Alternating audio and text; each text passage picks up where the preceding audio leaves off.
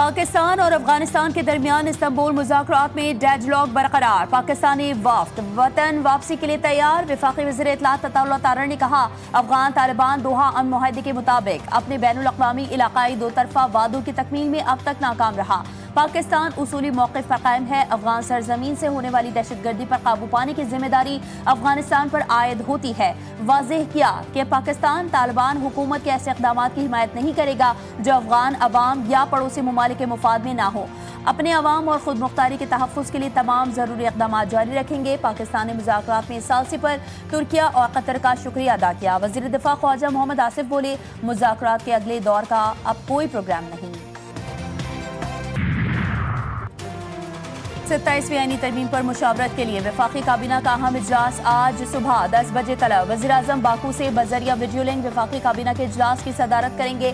Peoples party کی تجاویز کی روشنی میں 27ویں آئینی ترمیم پر غور ہوگا۔ وفاقی کابینہ میں ترمیم کے مسودے کی منظوری دی جائے گی۔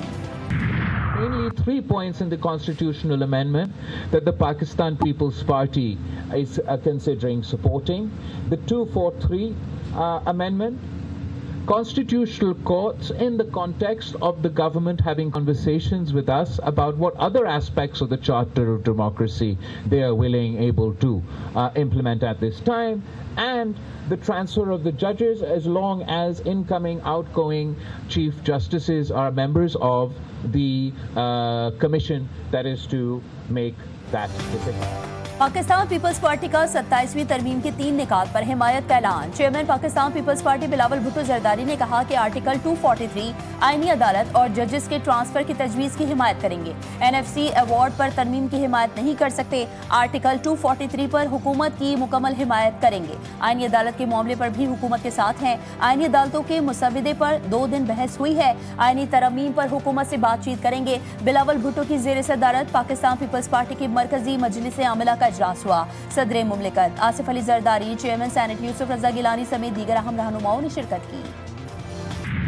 243 آپ اس کی حمایت کریں گے یا مخالفت کریں گے؟ اگر تو ملک کے اوپر، ملک کی سیاست کے اوپر، آئین کے اوپر، جمہوریت کے اوپر اس کے منفی اثرات پڑتے ہیں تو ہمیں قبول نہیں ہوگا۔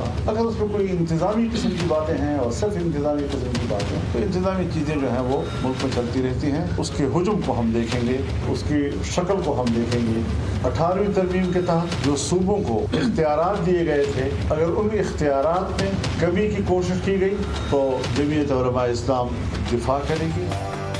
27ویں ترمیم کے لیے کھینچ تان کر 2/3 اکثریت حاصل کی جا رہی ہے۔ ایسے اقدامات جمہوریت اور پارلیمنٹ کی توہین ہیں۔ صوبوں کے اختیارات کم کرنے کی کوشش کی تو مخالفت کریں گے۔ سربراہ JUIF مولانا فضل الرحمان نے واضح کر دیا، کہا صوبوں کے حق پر ڈاکہ نہیں ڈالنے دیں گے۔ صوبوں کے حقوق میں اضافہ کیا جاتا ہے، کمی نہیں۔ آرٹیکل 243 میں ترمیم سے سیاست یا جمہوریت کو نقصان پہنچا تو مخالفت کریں گے۔ 26ویں آئینی ترمیم میں مسترد کیے گئے نکات 27ویں ترمیم میں بھی قابل قبول نہیں۔ ایوارڈ میں یہ بات ہم سپورٹ کر رہے ہیں کہ NFC ایوارڈ میں ایک یقین دہانی کرائی گئی تھی صوبوں کو کہ آپ کا ایوارڈ میں جو حصہ ہوگا وہ پریویس ایوارڈ سے کم نہیں ہوگا، اس لیے صوبوں کے شیئر جو ہے وہ کم نہ کرے۔ اس سے وفاق مضبوط نہیں، کمزور ہو جاتا ہے۔ تحریک انصاف کی NFC ایوارڈز پر پیپلز پارٹی کے موقف کی حمایت۔ چیئرمین PTI بیرسٹر گوہر نے کہا NFC میں صوبوں کے شیئرز کم کرنے سے وفاق کمزور ہوگا۔ اسد قیصر نے واضح کیا کہ اس حکومت کے پاس عوام کا مینڈیٹ نہیں ہے، یہ جو بھی ترمیم یا بل لے کر آئیں گے ہم اس کو مسترد کرتے ہیں۔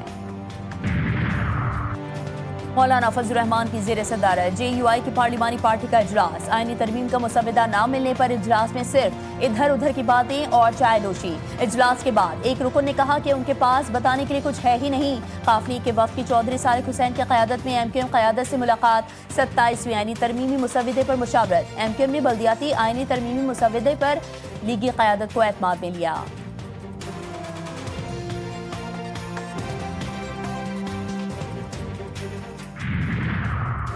وزیراعظم شہباز شریف آذربائیجان کے صدر الہام علیوف کی ملاقات ہوئی۔ فیلڈ مارشل سید عاصم منیر بھی ملاقات میں شریک۔ تجارت، سرمایہ کاری، دفاع، توانائی اور روابط کے شعبوں میں تعاون مزید بڑھانے پر اتفاق۔ 2 طرفہ تعلقات کے تمام پہلوؤں کا جائزہ لیا گیا۔ شہباز شریف نے یوم فتح کی تقریبات میں شرکت کی دعوت پر آذربائیجان کے صدر کا شکریہ ادا کیا۔ کہا آذربائیجان کی فتح مظلوم قوموں کے لیے امید کی کرن ہے۔ سنی اتحاد کونسل کے سربراہ صاحبزادہ حامد رضا گرفتار، فیصلاباد سینٹرل جیل منتقل۔ Chairman P T I barrister Gohar کہتے ہیں حامد رضا کی گرفتاری نہیں ہوئی، انہوں نے سرنڈر کیا ہے۔ سہیل آفریدی کو بانی پی ٹی آئی سے ملاقات کی اجازت نہیں مل سکی، ملاقات ہوگی، تیمارداری بھی ہوگی تو اچھی خبریں آئیں گی۔ پاکستان تحریک انصاف کا محمود خان اچکزئی کا بطور اپوزیشن لیڈر نوٹیفیکیشن فوری جاری کرنے کا مطالبہ۔ Chairman P T I barrister Gohar کی اسپیکر قومی اسمبلی سے ملاقات، اسد قیصر اور پارٹی کے دیگر رہنما بھی موجود تھے۔ اسپیکر قومی اسمبلی نے کہا یہ معاملہ سپریم کورٹ میں زیر سماعت ہے، جیسے ہی وہاں سے فیصلہ آتا ہے غور کریں گے۔ ایاز صادق کی تحریک انصاف سے پارلیمنٹ میں تعمیری کردار ادا کرنے کی درخواست۔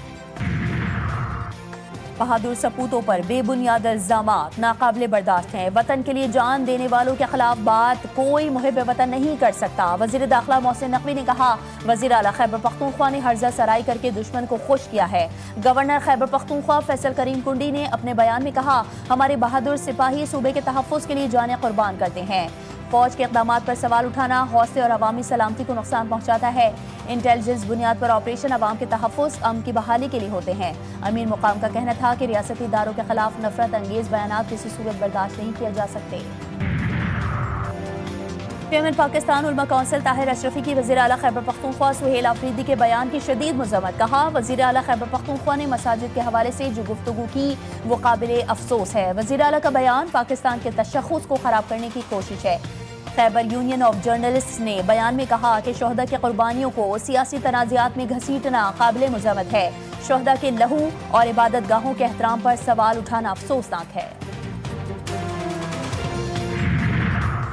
اسلام آباد پولیس کے خلاف سوشل میڈیا پر مہم جھوٹ پر مبنی قرار، وزیر مملکت برائے داخلہ طلال چودھری کہتے ہیں کہ جعلی ویڈیوز کے ذریعے اسلام آباد پولیس کو بدنام کیا جا رہا ہے، پرانی ویڈیوز کو سوشل میڈیا پر ڈرامائی انداز میں پیش کیا جا رہا ہے۔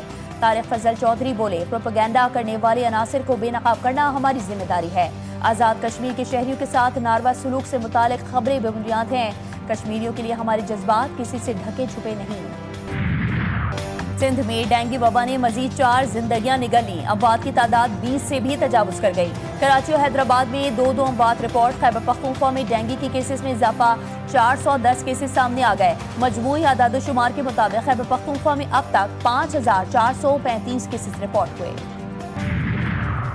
ایئر کرافٹ انجینئرز کی ہڑتال، 14 پروازیں منسوخ، اب تک 39 پروازیں منسوخ کی جا چکی ہیں۔ پروازوں کی تاخیر کا دورانیہ 13 گھنٹے تک جا پہنچا۔ احتجاج میں شامل society of aircraft engineers کے صدر اور سیکریٹری جنرل ملازمت سے برطرف کر دیے گئے۔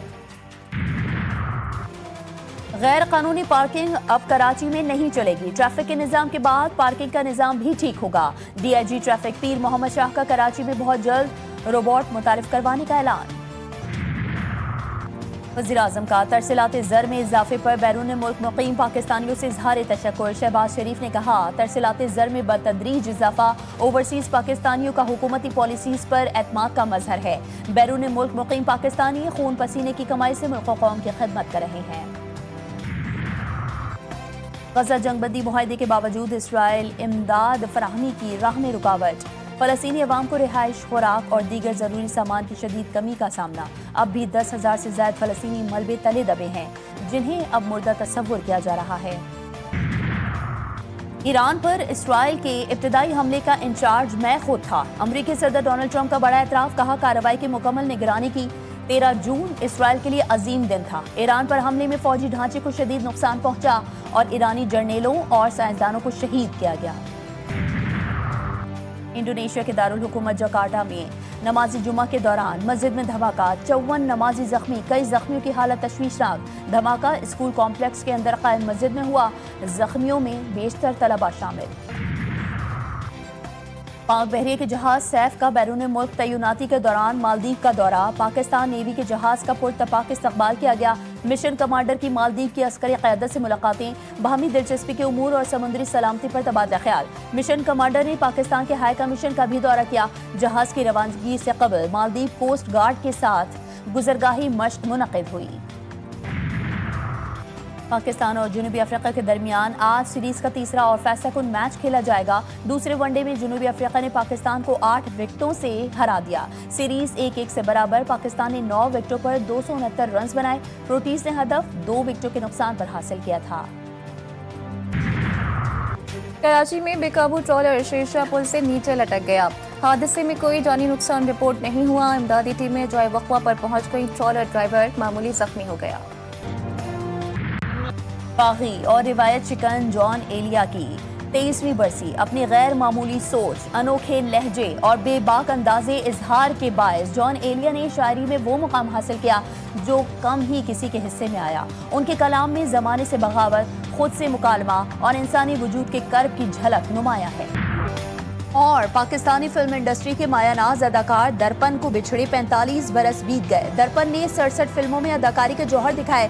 کلاسیکی حسن، منفرد اداکاری اور دلکش انداز گفتگو کے باعث درپن نے 50 اور 60 کی دہائی میں فلمی دنیا میں بے مثال شہرت حاصل کی.